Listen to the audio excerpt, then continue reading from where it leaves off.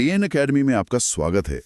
आज हम दिल्ली सल्तनत के सबसे विवादास्पद और शायद सबसे काबिल सुल्तानों में से एक अलाउद्दीन खिलजी के दौर की परतें खोल रहे हैं। जब हम खिलजी का नाम सुनते हैं तो जहन में अक्सर एक क्रूर, एक विस्तारवादी शासक की तस्वीर उभरती है। बिल्कुल, और वो तस्वीर मतलब गलत भी नहीं है, लेकिन सिक्के का हमेशा एक दूसरा पहलू होता है।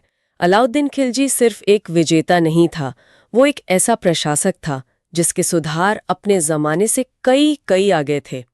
उसने एक ऐसी व्यवस्था बनाई जिसने सल्तनत की पूरी अर्थव्यवस्था को उसकी सैन्य मशीन का, आप कह सकती हैं, ईंधन बना दिया। तो आज हमारी पड़ताल इसी पर केंद्रित होगी। हम सिर्फ ये नहीं देखेंगे कि क्या हुआ, बल्कि ये समझने की कोशिश करेंगे कि कैसे एक शासक ने सिर्फ 30 साल के छोटे से दौर में मंगोलों के खतरे से निपटने के लिए भारत की सबसे बड़ी स्थायी सेना खड़ी की, बाजार को अपनी उंगलियों पर नचाया और ऐसी कहानियों को जन्म दिया जो आज भी हमारे बीच जिंदा हैं। चलिए शुरुआत करते हैं उसकी सबसे बड़ी ताकत से, उसकी सेना। देखिए, अलाउद्दीन के सामने सबसे बड़ी चुनौती थी मंगोलों का लगातार हमला, और उनसे निपटने के लिए उसे एक विशाल सेना की जरूरत थी। मतलब एक ऐसी सेना जो हमेशा तैयार रहे। यहीं उसने एक क्रांतिकारी कदम उठाया। उसने इक्तादारी या जागीरदारी प्रथा को कमजोर किया और एक स्थायी सेना की नींव रखी, जिसे नकद में वेतन दिया जाता था। जी, जिसे नकद में वेतन दिया जाता था। यह उस दौर के लिए तो बहुत बड़ी बात थी। मतलब सेना अब जमींदारों या सूबेदारों पर निर्भर नहीं थी। वो सीधे सुल्तान के प्रति वफादार थी। लेकिन यहाँ एक बुनियादी सवाल उठता है, इतनी बड़ी सेना को लगातार नकद वेतन देने के लिए पैसा कहाँ से आता? यही तो अलाउद्दीन का मास्टर स्ट्रोक था। देखिए, पहला सोर्स था लूट। उसके सेनापतियों उलूग खां और नुसरत खान ने 1299 में गुजरात पर हमला किया। अच्छा। और वहां से बेहिसाब दौलत लूट कर लाए। अच्छा। इसी पैसे से उसकी शुरुआती सैन्य महत्वाकांक्षाओं को पंख लगे। लेकिन वो जानता था कि सिर्फ लूट के भरोसे एक स्थायी सेना नहीं चलाई जा सकती। नहीं चल सकती, उसे एक स्थायी आर्थिक मॉडल चाहिए था। बिल्कुल। और यहीं पर उसके मशहूर बाजार नियंत्रण सुधार आते हैं, है ना? ये सिर्फ कीमतें कम करना नहीं था, इसके पीछे एक गहरी सैन्य रणनीति थी। बिल्कुल। आप सोचिए, अगर आप अपने सैनिकों को एक तय नकद वेतन दे रहे हैं, लेकिन बाजार में महंगाई आसमान छू रही है, तो उस वेतन का कोई मतलब नहीं रह जाएगा। सही बात है, सैनिकों में असंतोष फैलेगा। अलाउद्दीन ने इसी समस्या को जड़ से पकड़ लिया। उसने दाम तय कर दिए। अनाज से लेकर घोड़ों तक और गुलामों से लेकर सुई तक हर चीज का एक निश्चित दाम था। लेकिन सिर्फ दाम तय कर देना तो काफी नहीं होता। मतलब इसे लागू कैसे करवाया गया? ये व्यवस्था ये काम कैसे करती थी? उसने इसके लिए एक पूरा सिस्टम बनाया। 2 बड़े विभाग थे। पहला दीवाने रियासत, जिसे हम आज का वाणिज्य मंत्रालय समझ सकते हैं। ठीक है। ये व्यापारियों का रजिस्ट्रेशन करता था और उन्हें लाइसेंस देता था। दूसरा और ज्यादा महत्वपूर्ण था शहनाई मंडी। शहनाई मंडी? हाँ, ये हर बाजार का सुपरिंटेंडेंट या दरोगा होता था, जिसका काम था ये पक्का करना कि कोई भी व्यापारी तय दाम से ज्यादा न वसूले या वजन में हेरा फेरी ना करे। और सजा बहुत सख्त थी, है ना? मैंने पढ़ा है कि जितना वजन कम तौला जाता उतना मांस शरीर से काट लेने का हुक्म था। हाँ, सजा का खौफ ही इस व्यवस्था की रीढ़ था। और इसका नतीजा ये हुआ कि दिल्ली में चीजें इतनी सस्ती हो गईं कि एक सैनिक अपने कम वेतन में भी आराम से गुजारा कर सकता था। वाह!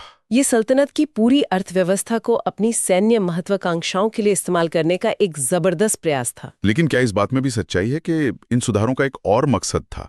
कुछ इतिहासकार कहते हैं कि उस समय ज्यादातर व्यापारी हिंदू थे और ये उनकी आर्थिक शक्ति को तोड़ने का भी एक तरीका था। इतिहासकारों में इस पर कोई मतभेद है? ये एक अहम सवाल है और इस पर इतिहासकारों की राय बटी हुई है। एक पक्ष का मानना है कि यह विशुद्ध रूप से एक आर्थिक और सैन्य नीति थी, जो सभी व्यापारियों पर समान रूप से लागू होती थी।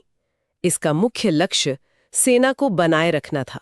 वहीं दूसरा पक्ष जियाउद्दीन बर्नी जैसे तत्कालीन इतिहासकारों के लेखन का हवाला देता है, जो कहते हैं कि इसका एक मकसद हिंदुओं को आर्थिक रूप से कमजोर करना भी था, ताकि वे विद्रोह के बारे में सोच भी ना सकें। तो सच शायद इन दोनों के बीच में कहीं है। हाँ, कह सकते हैं। नीति का मुख्य उद्देश्य सैन्य था, लेकिन उसके सामाजिक राजनीतिक परिणाम भी थे। इस सैन्य मशीन को चलाने के लिए उसके पास काबिल लोग भी होंगे।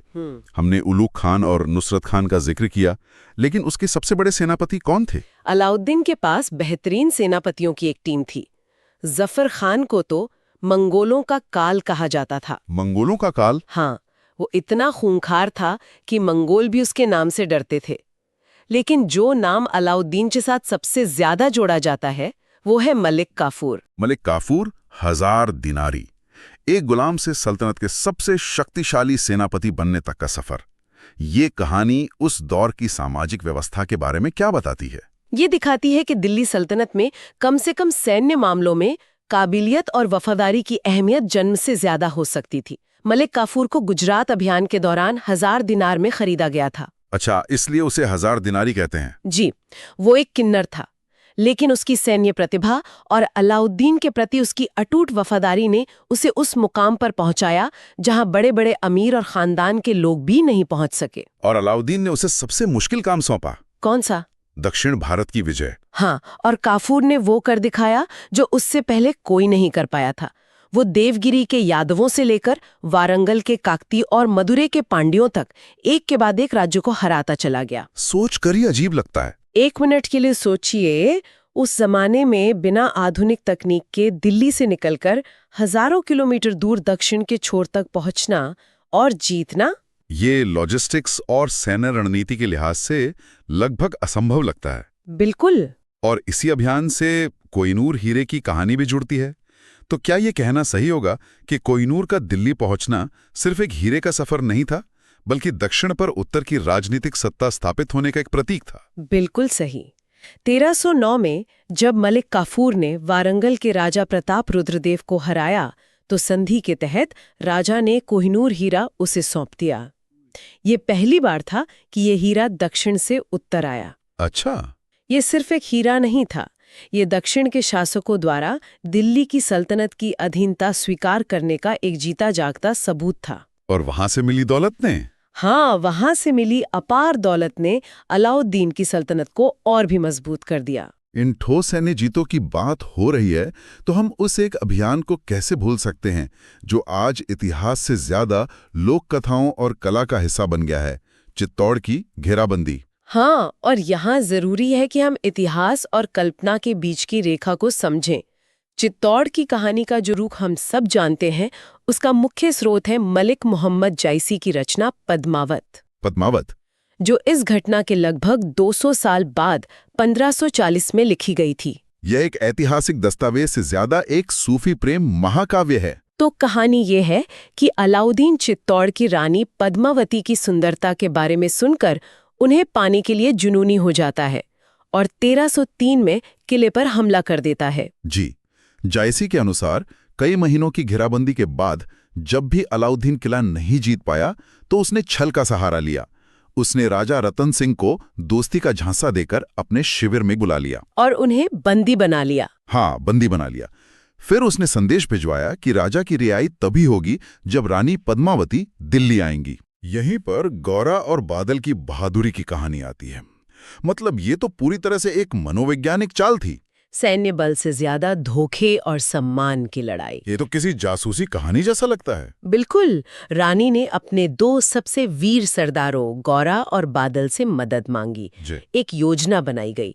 दिल्ली खबर भेजी गई कि रानी अपनी 1600 दासियों के साथ आ रही हैं। लेकिन उन पालकियों में दासियां नहीं थीं। नहीं, उन पालकियों में दासियों की जगह चुने हुए राजपूत योद्धा बैठे थे। दिल्ली पहुंचकर उन्होंने राजा से आखिरी बार मिलने की इजाजत मांगी और इसी बहाने राजा रतन सिंह को आजाद करा लिया। और गौरा और बादल, उन्होंने अपनी छोटी सी टुकड़ी के साथ दिल्ली की पूरी सेना को रोके रखा ताकि राजा सुरक्षित निकल सकें। हाँ, उन्होंने अपनी जान की बाजी लगा दी, पर राजा को आंच तक नहीं आने दी। इस धोखे से अलाउद्दीन तो आग बबूला हो गया होगा। जाहिर है, उसने अपनी पूरी ताकत से दोबारा चित्तौड़ पर हमला किया।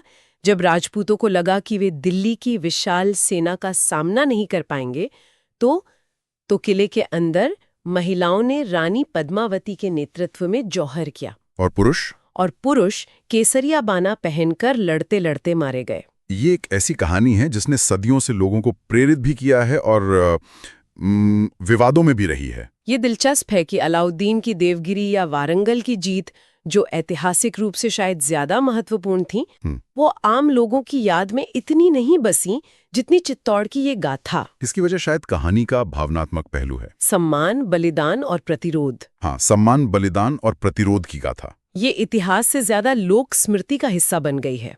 तो इस दौर में युद्ध, प्रशासन और क्रूरता के बीच क्या कला और संस्कृति के लिए भी कोई जगह थी? निश्चित रूप से। और इस दौर की सबसे बड़ी सांस्कृतिक आवाज थे अमीर खुसरो।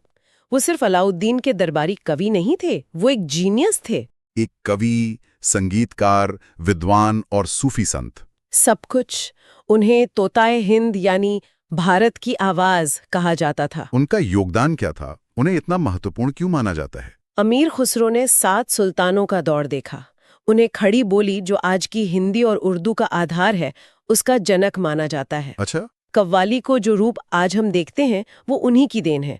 कहा जाता है कि सितार और तबला जैसे वाद्य यंत्रों का आविष्कार भी उन्होंने ही किया था। तो उनका काम उस दौर का एक आईना है। बिल्कुल, जो हमें सिर्फ लड़ाइयों के बारे में नहीं बल्कि आम लोगों की भाषा और संस्कृति के बारे में भी बताता है। उनकी कुछ खास रचनाएं जो इस दौर को समझने में मदद करती हों। उनकी किताब खजानुल फतह में अलाउद्दीन की जीतों और उसके प्रशासनिक सुधारों का आंखों देखा हाल मिलता है। और नू सिफर में उन्होंने भारत की संस्कृति, यहाँ के मौसम, ज्ञान विज्ञान की जमकर तारीफ की है।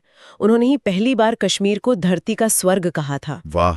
वो सूफी संत निजामुद्दीन औलिया के सबसे प्रिय शिष्य थे और उनके गुरु शिष्य की जोड़ी की मिसालें आज भी दी जाती हैं। तो अलाउद्दीन खिलजी के दौर को समेटे तो एक तरफ एक साम्राज्य निर्माता है जो किसी भी कीमत पर जीतना चाहता है, और दूसरी तरफ एक ऐसा प्रशासक जो बाजार से लेकर सेना तक में ऐसे सुधार करता है जो पहले किसी ने सोचे भी नहीं थे। सही कहा। ये एक जटिल विरासत है। एक तरफ उसकी क्रूरता और विस्तारवाद है, तो दूसरी तरफ एक स्थायी सेना की नींव रखना, महंगाई पर काबू पाने के लिए एक सफल आर्थिक मॉडल बनाना और मंगोलों के तूफान से हिंदुस्तान को बचाना। उसकी नीतियां अक्सर कठोर थी, लेकिन उन्होंने दिल्ली सल्तनत को उसकी चरम सीमा पर पहुंचा दिया। और ये हमें सोचने पर मजबूर करता है कि इतिहास में किसी व्यक्ति की विरासत को कैसे आंका जाए। क्या उसके इरादों से, उसके कामों के नतीजों से, या फिर उन कहानियों और किंवदंतियों से जो वो अपने पीछे छोड़ जाता है और जो सदियों तक लोगों की जुबान पर रहती हैं।